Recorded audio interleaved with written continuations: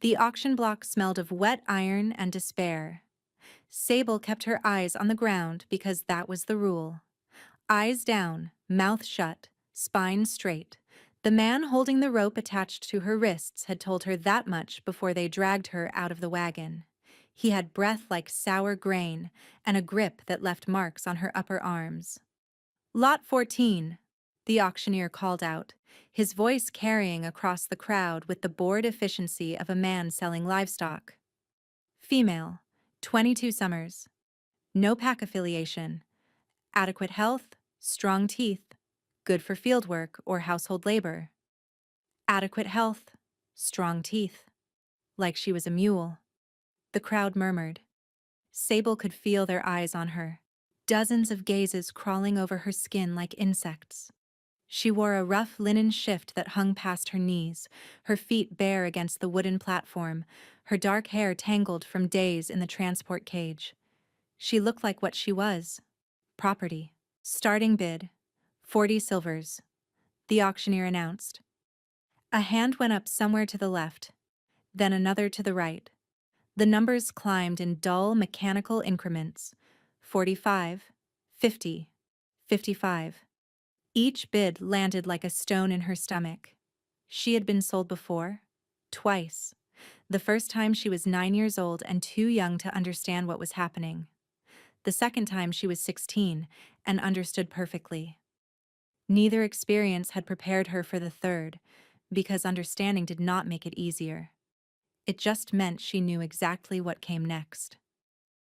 60 silvers, a rough voice called from the back. Sable's gaze stayed fixed on the warped planks beneath her feet. A knot in the wood stared back at her like a dead eye. She counted the splinters radiating from its center. 7. She counted them again. Still 7. 65. 70. The bidding was getting competitive, which meant she would go to someone with money, which meant a noble house, or a pack compound. Noble houses were survivable. Pack compounds were unpredictable. 75 silvers, final call? Then a new voice cut through the noise. Low, calm, and carrying an authority that silenced the crowd like a hand pressed over a screaming mouth. 200. The silence that followed was absolute. Sable's head snapped up on instinct, the rule about eyes down obliterated by shock. 200 silvers was not a bid for a servant. 200 silvers was a bid for a statement. The crowd parted and she saw him. He stood at the back of the square, flanked by 2 men in dark leather armor bearing the silver fang crest of the Valdrin pack. He was tall, absurdly tall, with broad shoulders that blocked out the merchant stall behind him. Dark hair fell across a face that looked like it had been carved from granite and then struck by lightning. All sharp angles and a scar that ran from his left temple to his jawline.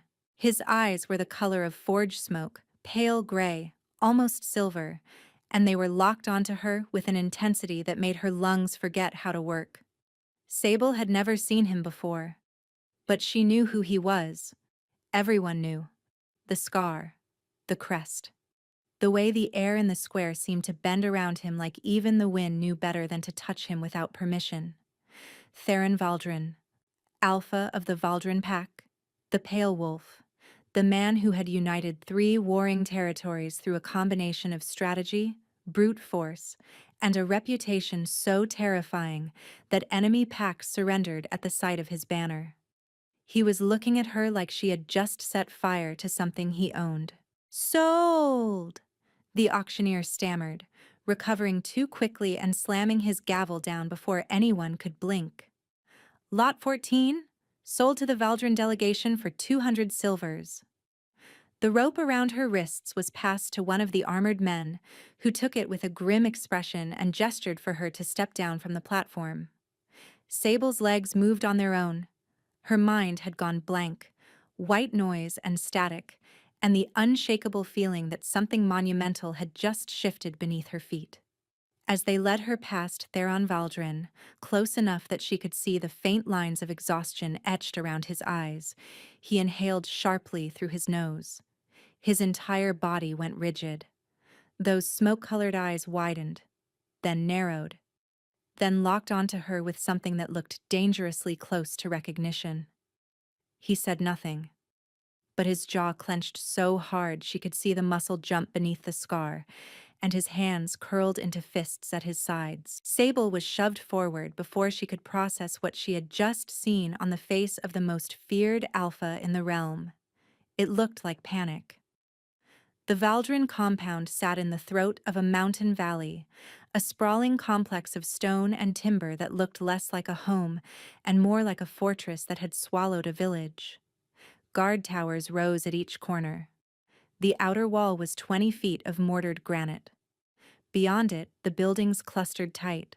A great hall at the center, barracks to the north, storehouses and workshops lining the south corridor, and rows of modest dwellings for the lower-ranked wolves spreading east. Sable saw none of this when she arrived.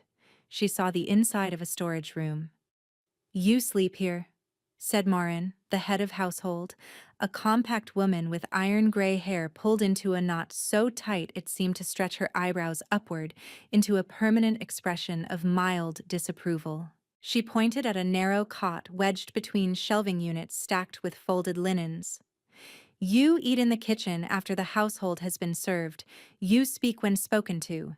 You do not enter the Great Hall, the Alpha's quarters, or the East Wing under any circumstances. Clear?" "Clear," Sable said. Marin studied her for a long moment, her gaze clinical. "You have a trade?" "Herbcraft," Sable replied. "Tinctures, salves, wound treatment. I apprenticed with a field healer in the border settlements before I was—" She stopped. "Before I was taken." The words sat in her mouth like a stone. She swallowed them.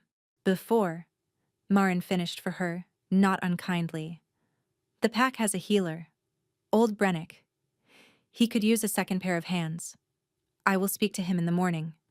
She turned to leave, then paused in the doorway. "One more thing. The Alpha is not to be approached. Not by you. Not ever. If you see him in the corridor, you step aside and lower your gaze. If he enters a room you are in, you leave. Understood?" "Understood," Sable said, though the instruction struck her as oddly specific. Servants avoided the Alpha as a general rule, the way small animals avoided large predators. Instinct, not policy. Making it an explicit order suggested something else entirely. Marin left. Sable sat on the cot in the room that smelled of cedar and dust and tried to convince herself that this was survivable. Worse things had happened to her before. She would survive this. She did not think about the way Theron Valdrin had looked at her in the square. She did not think about the way his nostrils had flared, or the way his fists had clenched, or the expression on his face that she could not name. She absolutely did not think about it. The first 3 days passed in a blur of labor and routine. Sable scrubbed floors, hauled water, folded linens, peeled root vegetables until her fingers cramped, and learned the geography of the compound through sheer repetition. Brennick, the pack healer, was 70, reed thin, and possessed the conversational warmth of a slate roof. He communicated in grunts, pointed at things he wanted done, and occasionally muttered observations about Sable's technique that might have been compliments if delivered in any tone other than vague irritation. "Your poultice work is acceptable," he said on the second day, which Marin later told her was the highest praise he had given a living person in 6 years. Sable kept her head down. She did not ask questions. She did not see the Alpha. Not once in 3 days. On the 4th morning, everything changed. Sable was in the herb garden, cutting stalks of silvervein for Brennick's arthritis tincture, when the door to the workshop banged open and Marin appeared, slightly breathless in a way that Sable had never seen from the woman. "Leave that," Marin said. "Come with me. Now." Marin walked fast, leading Sable through corridors she had never entered, past the great hall, up a stone staircase, and into the East Wing, the one she had been told never to enter. They stopped outside a heavy oak door reinforced with iron bands.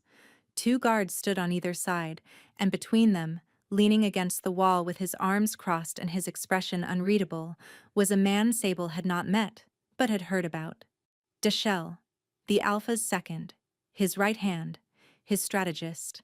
Lean, sharp-featured, with watchful dark eyes that took her apart and reassembled her in the span of a single glance. "This is her?" Dashel asked Marin. "This is her," Marin confirmed. Dashel opened the door.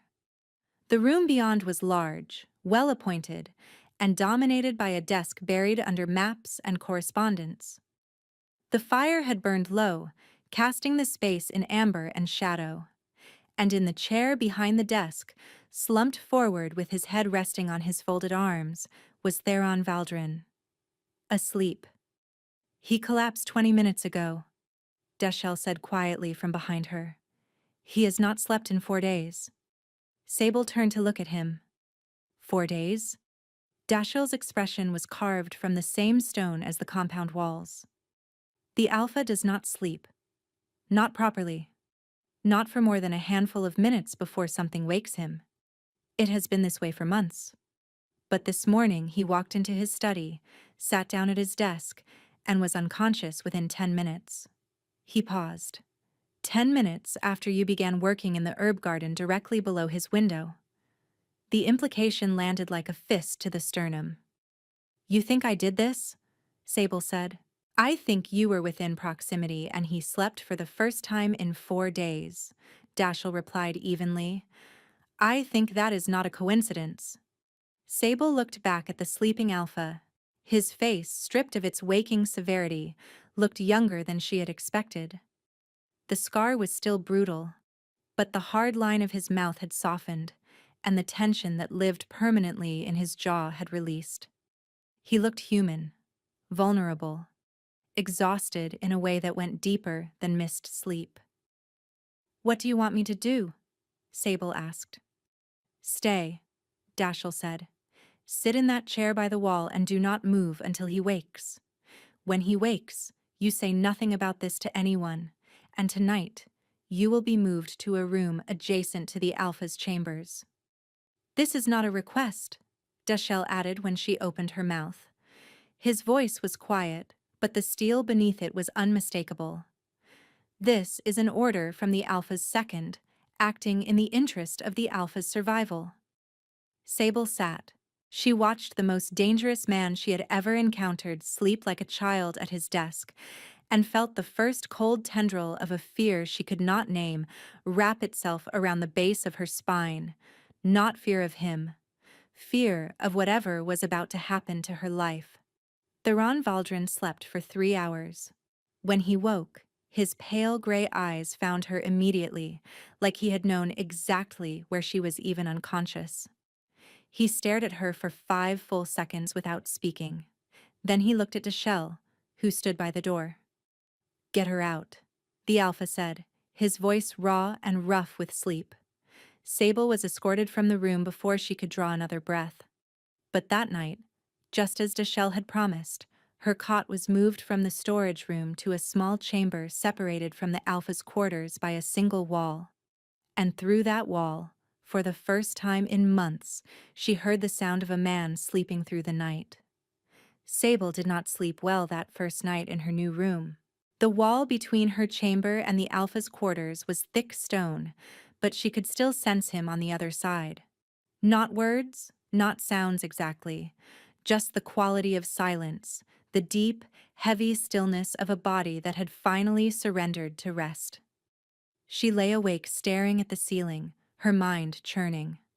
None of this made sense. Servants did not get moved to the residential wing. Servants did not get private rooms adjacent to the Alpha's chambers.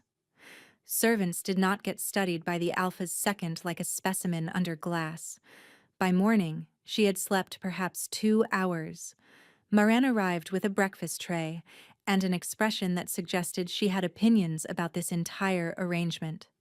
"He slept 8 hours, Marin said, setting the tray down. 8. Brennick says he has not managed more than 40 minutes uninterrupted since midsummer. Sable stared at the tray. Bread, butter, sliced pear, a cup of broth. Servant meals were porridge and water. This was household food. Eat, Marin said, noticing her hesitation. You are not in the storage room anymore. Different rules apply. The first week established a pattern. During the day, Sable worked with Brennick in the herb workshop. At night, she returned to her chamber and lay in the dark. He slept. Every night. As long as she was on the other side of that wall, the Alpha slept. Dashiell appeared on the third day and escorted her to a small sitting room. He closed the door and stood with his back to it, arms crossed. The Alpha wants you moved farther away, Dashiell said. I thought you wanted me close. I do. He does not. Dashiell's jaw tightened. He says it is inappropriate for a servant to be housed in the residential wing. He says it invites gossip. And you disagree, Sable said carefully. The Alpha has not slept properly in 5 months, Dashiell said, his composure cracking just enough for her to see the exhaustion beneath it. During that time, I have watched him deteriorate from the strongest wolf I have ever known into a man who cannot hold a quill steady past midday. I have watched him nearly injure a sparring partner because his reflexes are fraying. He paused. So yes, I disagree. He will find out I stayed, Sable said. He already knows. He is choosing not to fight me on it because he knows I am right. He simply does not want to admit it. Dashiell's mouth thinned. The man would rather die on his feet than accept help from anyone. It is his most infuriating quality, and he has many. A sound that might have been a laugh escaped Sable's throat before she could stop it. Something almost warm flickered behind Dashiell's eyes. She stayed. The days bled into one another. Brennick's workshop became her refuge, the one place where she could lose herself in work that made sense. The old healer warmed to her incrementally, his grunts evolving into short sentences and, on one memorable afternoon, an entire anecdote about a wolf who had once tried to treat his own broken leg with tree sap and optimism. Died? Sable asked. Worse, Brennick said. Survived. Now he is on the Elder Council and makes decisions for the rest of us. It took her a moment to realize he was joking. Another moment to realize this was the first time she had laughed in months. But the nights were a different thing entirely. She could sense him through the stone. A presence. A warmth that had no physical source. She would lie in the dark and feel the moment he entered his chambers. The weight of him settling into the space like gravity rearranging itself. And then, slowly, the tension would ease, and she would sense him drift under.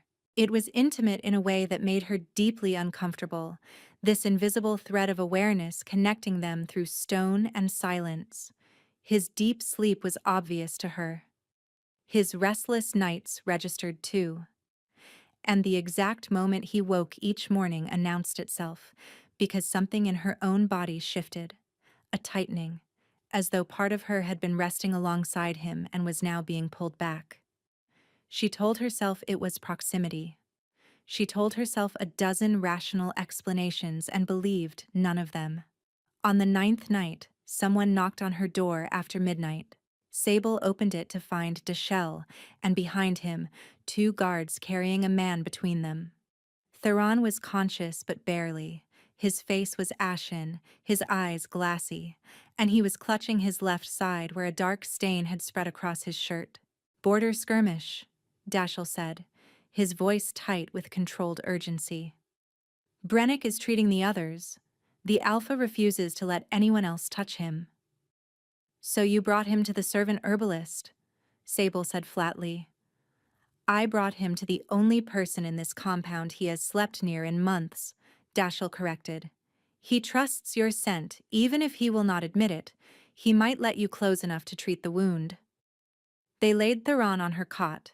The wound was deep, a gash across his ribs, but it had missed anything vital. Painful, messy, but survivable if she could clean it and close it quickly.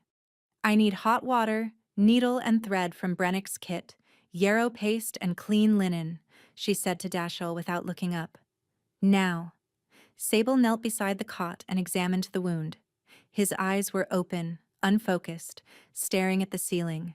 His breath came in shallow, controlled pulls, the breathing of a man who was intimately familiar with pain and had long ago learned to manage it silently. "You," he said, and his voice was a wreck, rough and frayed and barely above a whisper. "Me," Sable confirmed. "I am going to stitch this closed, and it is going to hurt, and you are going to let me, because the alternative is ruining my only set of sheets." Something moved across his face, not quite a smile, but his body, which had been rigid with tension and resistance, eased fractionally beneath her hands. The supplies arrived. Sable worked quickly and precisely, cleaning the wound, packing it with yarrow paste, stitching the deepest section with small, even sutures, while Theron lay motionless beneath her hands. He watched her work with those unreadable eyes, and she pretended that the intensity of his gaze did not make her hands want to shake. When she finished, she sat back on her heels. "Done," she said. "Do not tear the stitches." "Dashiell," Theron said, still looking at her. "Leave us." The door closed. They were alone. "Why did you buy me?" Sable asked before she could stop herself. Theron was quiet for a long time. Long enough that she thought he would not answer. "Because when I walked through that square," he said finally, his voice low and stripped of every defense, "your scent hit me from 30 paces, and my wolf surged forward so hard I could barely hold him back in front of 300 people. Sable stopped breathing. "I did not buy you for labor," he said. "I bought you because if anyone else had taken you out of that square, I would have torn apart the realm to get you back, and I did not trust myself to explain why." The silence that followed was so thick she could feel it pressing against her eardrums. Then his eyes closed, his breathing deepened. His hand, which had been gripping the edge of the cot, went slack. He was asleep. 3 inches from her. On her cot. With her scent soaked into the pillow beneath his head, and her hands still trembling from the work. Sable knelt beside him, his confession ringing in her skull, and realized with a terror that went all the way to the marrow of her bones that she had no idea what she was supposed to do with any of this. She did not sleep. She sat on the floor beside the cot with her back against the wall and her knees drawn to her chest, listening to Theron breathe. Deep, even, steady breaths, the kind that belonged to a man experiencing real rest for the first time in months, and she sat 2 feet away vibrating with a panic so intense it bordered on nausea. His wolf had surged forward so hard he could barely hold him back. Her scent, 30 paces. She knew what that meant. Every wolf, even a packless, twice-sold servant wolf whose own beast had been silent since childhood, knew what that meant. Mate. The word sat in her mind like a lit fuse, bright and dangerous and impossible to look away from. She turned it over, examined it, tried to find the angle from which it made sense and could not. Mates were for people who had lives, who had names that meant something, who existed in the world as more than inventory on an auction ledger. She was lot 14. She had been property since she was 9 years old. Her wolf had not stirred in over a decade, buried so deep under years of survival and silence that she had half convinced herself it was dead. And the alpha of the most powerful pack in the Northern Territories was claiming she was his mate. No, he had not claimed anything. He had confessed something, raw and involuntary, dragged out of him by pain and proximity, and whatever strange alchemy her presence worked on his battered body. A confession was not a claim. A confession could be taken back. Dawn came slowly. The room filled with gray light, and Theron's breathing changed. She sensed it before she heard it, that subtle tightening in her own body, the invisible thread between them drawing taut as consciousness pulled him back. His eyes opened. For a moment, he was unguarded, blinking in the pale light, his face soft with sleep and confusion. Then he saw her sitting on the floor, and everything shuddered closed. He sat up too quickly. Pain flashed across his face as the movement pulled at his stitches, and his hand went to his side. "Careful," Sable said automatically. "You will tear them." The memory of what he had told her hung between them like smoke, visible to both, acknowledged by neither. "What I said last night," he began. "You were in pain," Sable offered quickly, giving him the exit. "People say things when they are hurt. It does not have to mean anything." His jaw tightened. Something flickered behind his eyes, and he nodded once. "I will have Deschelles arrange for you to return to your previous quarters," he said. "The storage room that is on the opposite end of the compound from your chambers." "Yes." "The storage room where, if I sleep there, you will go back to not sleeping at all." He did not answer. "Permission to speak freely," Sable said, surprising herself. His eyes narrowed slightly. "Granted. You have not slept in 5 months. Your second is terrified you are going to die. Your reflexes are compromised. Your judgment is suffering. And you have an entire pack depending on you to function. The only thing standing between you and total collapse is the servant you bought at auction sleeping within proximity of you." She paused. "Moving me back is not practical. It is pride." The silence that followed was cavernous. Theron stared at her with an expression she could not read, and for a terrible, suspended moment, she was certain she had gone too far. A servant, lecturing an alpha.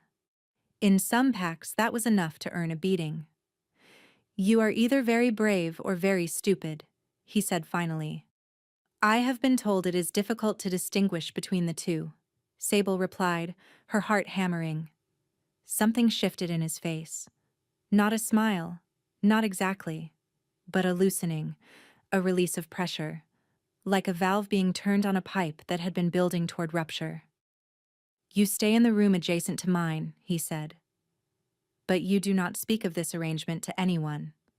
He left without another word, and Sable sank onto the cot that still carried his scent, pine and iron and something underneath that she could not name, and felt her wolf, her quiet, supposedly dead wolf, stir for the first time in over a decade. The days that followed settled into a new rhythm. She worked with Brennick during the daylight hours, and at night, she slept in her chamber beside the Alpha's quarters. Their paths did not cross during the day. He governed. She ground herbs. 2 separate orbits that never intersected except through stone and silence. Until the afternoon, Brennick sent her to deliver a pain tincture to the training yard. She found the Alpha mid-sparring, moving with a predatory grace that made her forget why she was standing there. The wound at his side had closed to a dark, healing line, and despite weeks of broken sleep, his movements were fluid and devastating. Theron caught his opponent with a sweep that sent the bigger man crashing into the dirt. He straightened, breathing hard, and turned toward the water barrel. His eyes found her instantly. The world narrowed. Everything else, the watching wolves, the dust, the noise, fell away. He stood 20 feet from her, breathing hard, his gaze locked onto hers with an intensity that made her stomach drop and her skin flush. Neither of them moved. Then his nostrils flared. She saw his chest expand as he drew her scent across 20 feet of open air, and his entire body went rigid. The expression that crossed his face was raw and unguarded and devastating. Hunger and recognition and a desperate, furious resistance to both. He turned away deliberately, picked up his shirt, and walked toward the barracks without looking back. Sable stood in the training yard, the tincture bottle shaking in her grip, and understood with perfect, horrible clarity that whatever was happening between them was not going to stay behind the wall much longer. That night, through the stone, she heard him pacing, back and forth, restless and awake, and fighting something that pulled at her own ribs like a hook buried deep. He did not sleep until almost dawn, and neither did she. It started with small things. A second blanket appeared on her cot one evening. Thick wool dyed a deep forest green, far too fine for a servant's quarters. Sable ran her fingers across the weave and said nothing. The next morning, the breakfast tray included honeycomb alongside the bread, a luxury she had not tasted since childhood. She ate it slowly, letting the sweetness dissolve on her tongue, and pretended her body did not ache with something dangerously close to gratitude. Then the candles. Beeswax, not tallow. The kind that burned clean and golden instead of smoking and sputtering. They appeared on her bedside table without explanation. When she mentioned it to Marin, the older woman gave her a look so carefully blank it might as well have been a confession. "I did not place them," Marin said, and walked away. Sable knew who had placed them. The knowing made her feel like she was standing at the edge of something very high with no railing. 2 weeks had passed since the night he bled on her sheets. 2 weeks of silence, of separate orbits, of sensing him through the wall every night like a tide she could not stop tracking. Her wolf was no longer silent. That was the part that frightened her most. Since childhood, the animal inside her had been a ghost, a faint presence she could barely detect, buried under layers of suppression and survival. Wolves who were sold young often lost connection with their beasts. The trauma severed something essential, and it rarely grew back. But hers was growing back. A low vibration beneath her skin, a sharpening of senses she had learned to live without. Scents were brighter. Sounds carried farther. And Theron's presence had become something she could track across the entire compound.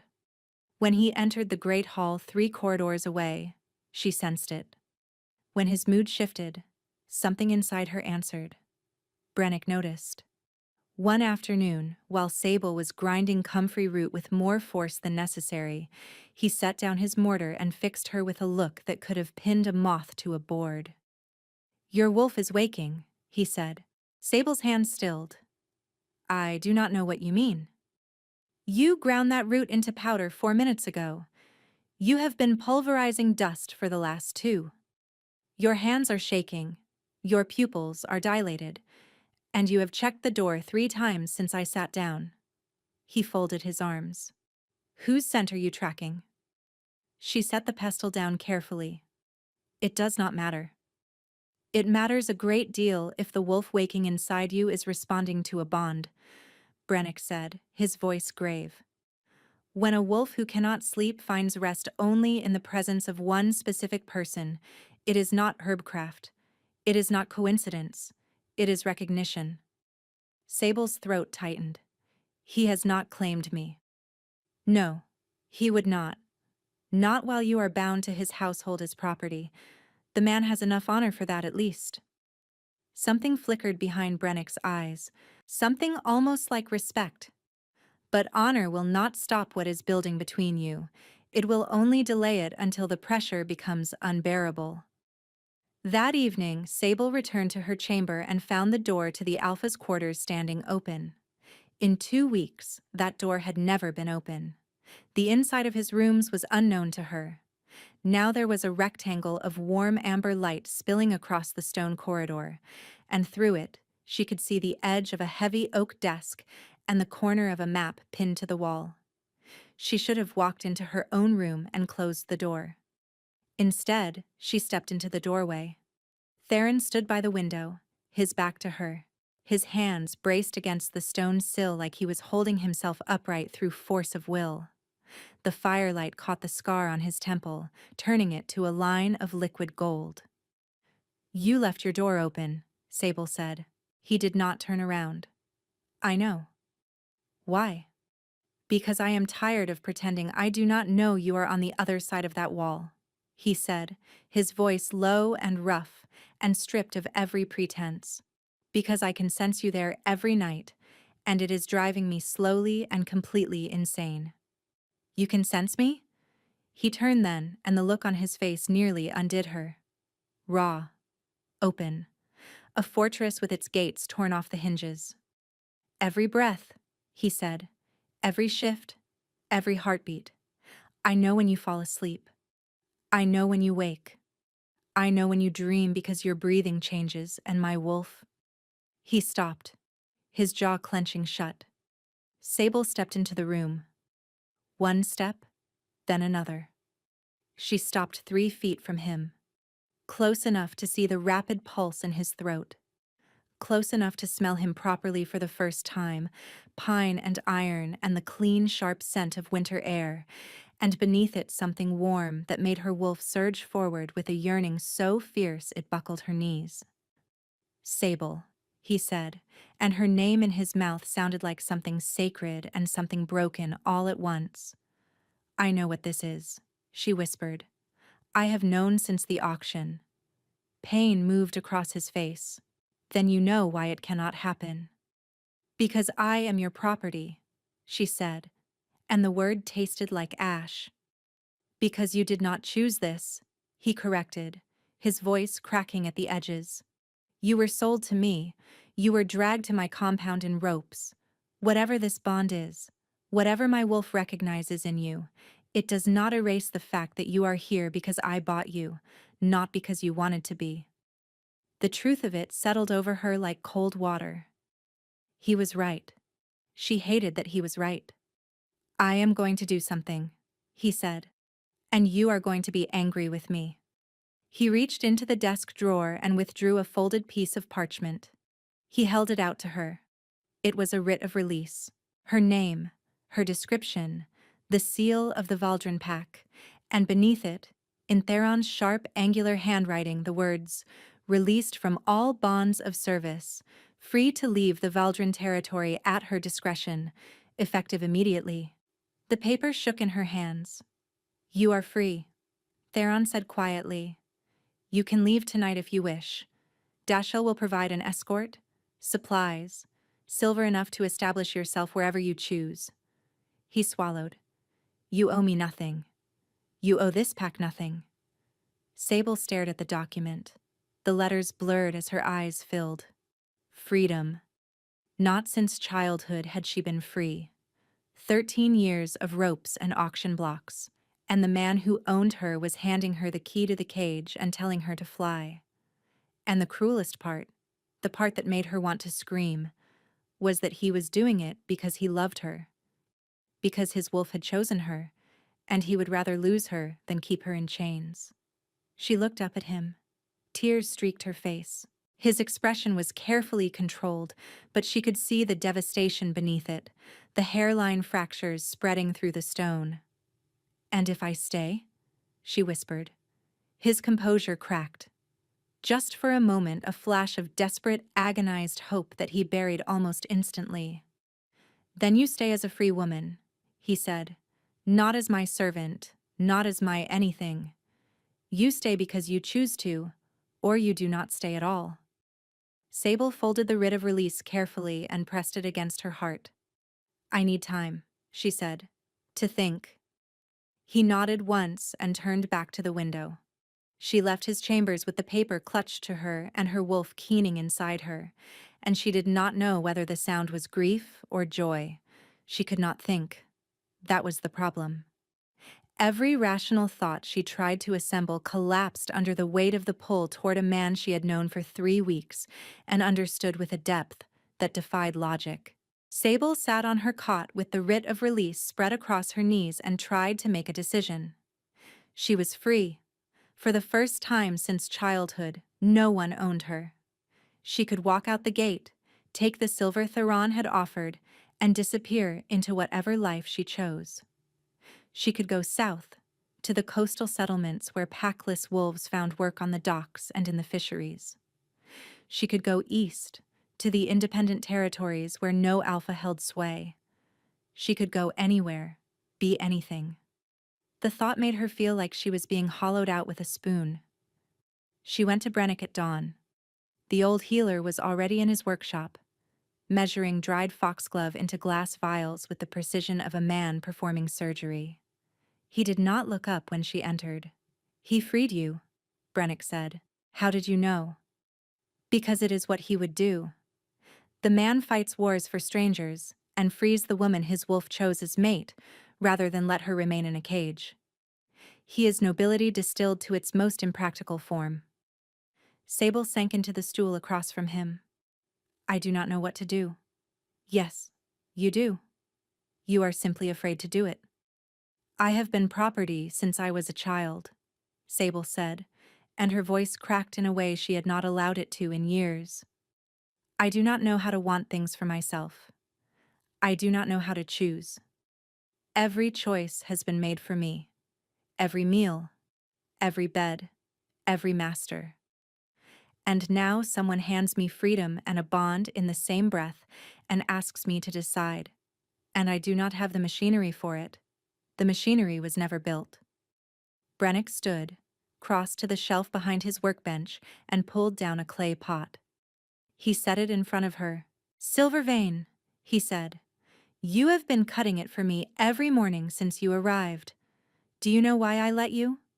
Because on your first day, you picked up the shears and cut the stalks at exactly the right angle without being told. You knew the plant. You knew where to cut, how much to take, how to preserve the root system for regrowth. He tapped the rim. That is not obedience. That is knowledge. Something that belongs to you. Something no one gave you and no one can take away. His eyes softened, the first time she had ever seen warmth in them. You say the machinery was never built. But you have been making choices your entire life. Small ones, quiet ones. The kind that kept you alive and sane through years of hardship. You chose to learn herbcraft. You chose to keep your wolf hidden instead of letting it be broken. You chose to stitch a wounded alpha instead of cowering in the corner. He leaned forward. You have always had the machinery, child. You have simply never been given permission to use it. Sable stared at him. Something cracked open inside her, not painfully, but with the aching release of a joint that had been locked too long. So use it, Brennick said quietly. What do you want? She knew the answer. She had known it since the moment Theron's confession had fallen out of his mouth like blood from a wound, raw and involuntary and true. She wanted to stay, not because she was told to, not because a wall stood between them and proximity was convenient. She wanted to stay because when she closed her eyes, the only future she could imagine that did not feel like slow suffocation was one where she chose him back. Sable left the workshop and walked straight to the Alpha's study. Deshelle stood outside the door. When he saw her coming, something shifted in his face. Not surprise, anticipation. Is he in there? Sable asked. He has not come out since last night, Dashel said. He has not slept. Of course he had not slept. She had been on the other side of the wall, awake and agonizing, and whatever tether connected them had kept him from rest, just as it had kept her from peace. Let me in, she said. Dashel studied her for a moment. Then he stepped aside and opened the door. The study was dim, the fire burned to embers. Theron sat behind his desk, but he was not working. His hands were flat on the surface, his head bowed, his eyes closed. He looked like a man in prayer, or a man at the end of his endurance. He knew she was there before she spoke. She saw it in the way his shoulders drew tight, the way his breathing hitched. I am not leaving, Sable said. He did not move. I read your writ 6 times, she continued, stepping closer, and I sat with it for hours, and I tried to imagine walking out of your gate with your silver in my pocket and your scent still on my skin, and I could not do it. Not because I am bound to you, not because I owe you, but because for the first time in my life, I want something that was not chosen for me, and it is you. His head lifted. His eyes were red-rimmed and raw. Your wolf, he repeated, and the word came out fractured, like it contained too much weight for a single syllable. She is awake, Sable said, because of you. The sound he made was not quite human. low and anguished and full of a longing so vast it filled the room. He rose from the chair, and the movement brought them face to face across the narrow desk, inches apart, the air between them charged and trembling. "If you stay," he said, "I will not be able to keep my distance. I have been holding my wolf back for weeks, and it is killing me, Sable. Every night through that wall is a war I am losing." "Then stop fighting." He reached across the desk and took her face in both hands. His palms were warm and rough and shaking. He leaned forward until his forehead rested against hers, and they stood there, breathing each other in, the bond between them thrumming so loudly she could feel it in her teeth. "I need you to be sure," he whispered. "I am sure." He kissed her. It was not gentle. It was desperate and starving, and every cage she had ever been locked inside, and 5 months of sleepless torment and 3 weeks of agony compressed into a single point of contact. His hands tangled in her hair, and Sable grabbed the front of his shirt and held on because the ground had disappeared beneath her feet, and he was the only solid thing left. They broke apart, gasping. His forehead pressed against hers again, his breath ragged. "Stay," he said, and the word was a plea and a prayer and a surrender all at once. "I am staying," she whispered. That night, for the first time, there was no wall between them. Sable sat beside him in his chambers, her back resting against the headboard, his heartbeat steady against her shoulder as he leaned into her. The pull had settled into something warm and constant, a low hum of rightness that smoothed every jagged edge inside her. He fell asleep beside her. She felt the exact moment sleep took him, the way his breath deepened, the way the tension dissolved from his body. She sat there in the quiet, beside the most feared alpha in the Northern Territories, and felt something she had not felt since she was a child. Safe. She closed her eyes.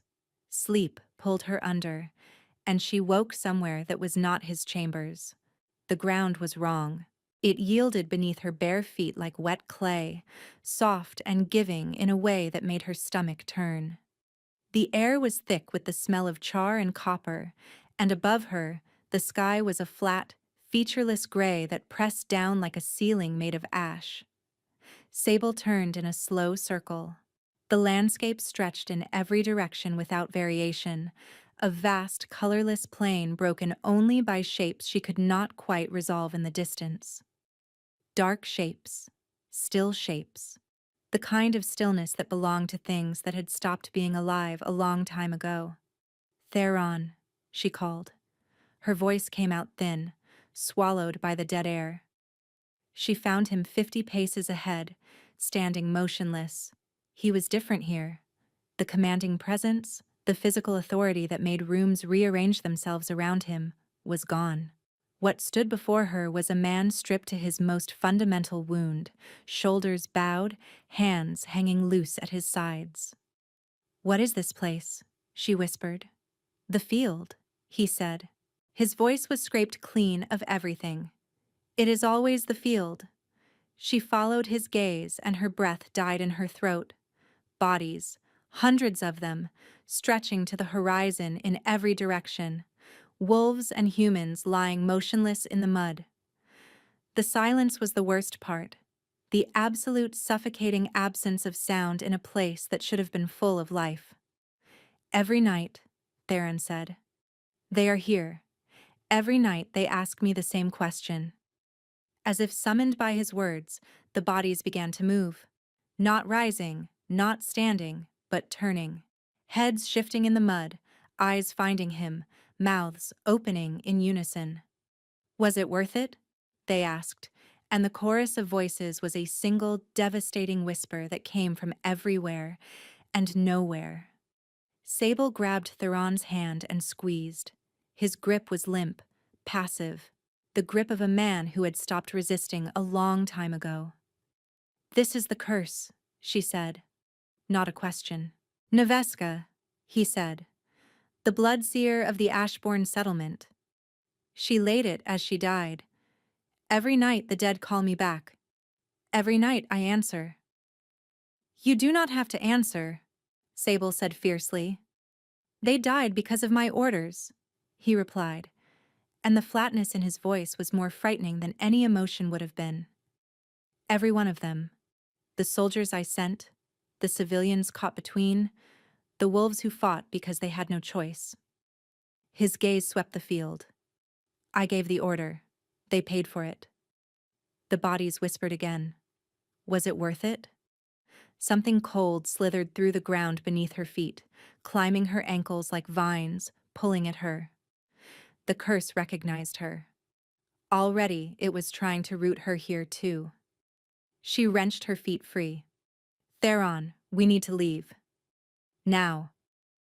You should not be here, he said, turning to her with sudden clarity breaking through. Fear flooded his features, sharp and real.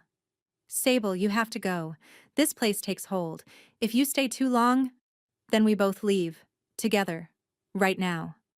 I cannot leave, he said, and the certainty in his voice was devastating. I have tried. Every night, I have tried. The field does not release me until morning. The cold tendrils climbed higher. Sable grabbed Theron's face with both hands and forced him to look at her. Listen to me, she said. You ordered a march, because a warlord was slaughtering innocent people and refused every offer of peace. You fought a war that no one else would fight. People died, and that is monstrous, and you carry it, and you should carry it. But carrying it is not the same as lying down among them. Grief is not a debt you pay with your own destruction. His eyes searched hers. She could feel his wolf through the bond, enormous and wounded and desperately reaching for hers. And for the first time, her wolf answered. It rose inside her like a wave, breaking, sudden and immense and irresistible. 13 years of silence shattered in an instant, and the force of it sent a pulse of warmth through the bond that hit Theron like a physical blow. He staggered, gasped, and his hands came up to grip her wrists. Sable, he breathed, and this time her name sounded like an anchor. The cold tendrils recoiled. The bodies on the field went silent. The gray sky flickered like a candle flame caught in a draft. Come with me, Sable said, and she pulled. Not physically, something deeper. She pulled through the bond with everything she had, with the wolf that had been buried for 13 years and was now fully, ferociously awake, and she felt the curse strain and crack like ice over moving water. The field was gone. She woke gasping, drenched in sweat, her heart slamming. Theron was beside her, bolt upright, his chest heaving, his eyes wild. For a moment neither spoke. Then his hand found hers in the tangled sheets, and his fingers locked around hers so tightly it hurt. You were there, he said, his voice wrecked. You were in the field. I was there, she confirmed, still shaking. You pulled me out. Disbelief and awe and terror mingled in his expression. No one has ever been able to pull me out. Sable looked at him in the dim light, at the tears tracking down his face, at the rawness in his eyes that he had never let anyone see. And she understood what Brennick had been trying to tell her. This was not proximity. This was not herbal residue or any clinical explanation. This was a bond, real and mutual and powerful enough to reach into a curse built on death and drag him back to the living. You are not going back there alone, she said. Never again. He pulled her against his chest and held her so tightly she could barely breathe, and his body shook with silent, racking sobs that he had been holding back for months. She wrapped her arms around him and held on and let him break, because some things had to break before they could be rebuilt. They stayed like that until dawn. Neither slept. But for the first time, Theron Valdrin was not alone in the dark, and the field did not call him back. Morning came like a pardon. Golden light crept across the stone floor, warming the tangled sheets. The two bodies still wound around each other like survivors of a shipwreck clinging to the same piece of wreckage. Sable blinked awake slowly, her face pressed against Theron's chest. His heartbeat was steady beneath her ear. Calm. Present. She tilted her head and found him already awake, watching her with those smoke-colored eyes. The haunted quality that had lived behind his gaze since the moment she first saw him in the auction square had thinned. Not vanished. You did not erase months of nightly torment in a single night. But the shadow had retreated, and what remained was something raw and new and cautiously hopeful. You did not go back, Sable said quietly. No. You slept. I slept. He said it like he was testing the words, like they might dissolve if he spoke them too loudly. His hand came up to brush a strand of hair from her face, and the tenderness in the gesture was so at odds with everything she knew about his reputation that it made her throat tight. "How do you feel?" she asked. He considered the question with the gravity of a man being asked to assess a battlefield. "Like someone removed a blade I did not realize was lodged between my ribs." "It may come back," she said carefully. "The curse. The field. One night does not mean it is broken." "I know. But I will be there if it does." His arm tightened around her. "The writ of release," he said. "You still have it?" She nodded. It was folded inside the pocket of her dress, which lay crumpled on the floor beside the bed. "Good," he said. "Keep it. Always." She understood what he meant. No matter what happened between them, no matter how deep the bond grew, she would always have proof that she was free. That she had chosen this. That she could unchoose it. It was the most romantic thing anyone had ever said to her, and it was about a piece of paper. They went to Brennick together. The old healer had cleared his workbench, which was unprecedented, and set out 2 chairs. He sat with his hands folded and his expression arranged into the particular configuration of professional calm that healers wore when they were about to deliver complicated news. "The curse is not broken," Brennick said without preamble. "What happened last night was a disruption, not a cure." Sable reached for Theron's hand under the table and held it. "The curse is blood magic," Brennick continued, "laid by a dying seer with her last breath. That kind of working does not shatter because the target had one good night. It weakens, it fractures, but the root is still alive, and it will try to pull him back." His gaze shifted to Sable. "Your bond disrupted the curse because a mate bond operates on a frequency that blood magic cannot override. But the curse is adapting. It will find cracks. It will try again." "So what do we do?" Sable asked. "You complete the bond," Brennick said plainly. "Fully, formally, irreversibly. A half-formed connection disrupted the curse once, but it will not hold against a sustained assault. You need the full bond, the claiming, the marks, the joining of wolves. Once that is sealed, the curse will have no entry point. The bond becomes a closed circuit. Nothing gets in." The silence that followed was dense with implication. A full mating bond was not a casual thing. Permanent, irrevocable. 2 wolves bound at the deepest level of their being, their lives literally intertwined. If one died, the other followed. Theron withdrew his hand from hers. "No," he said. Sable turned to look at him. His jaw was set, the stone mask back in place. "If the bond is completed and I die," he said, addressing Brennick but speaking to her, "she dies. That is what a full bond means. I will not condemn her to that. If the bond is not completed, the curse will eventually overcome her disruption and kill you," Brennick replied, "and given the partial bond already forming between you, your death will likely kill her anyway, just more slowly and more painfully." "You do not get to make this decision for me," Sable said quietly. Theron looked at her, and she saw the war raging behind his eyes, the wolf that wanted her with a ferocity that shook the foundations of his control, and the man who would rather destroy himself than take away her choice. "You gave me a writ of release," she said. "You told me I stay because I choose to, or I do not stay at all. Those were your words." She held his gaze. I am choosing. Right now. I choose the bond.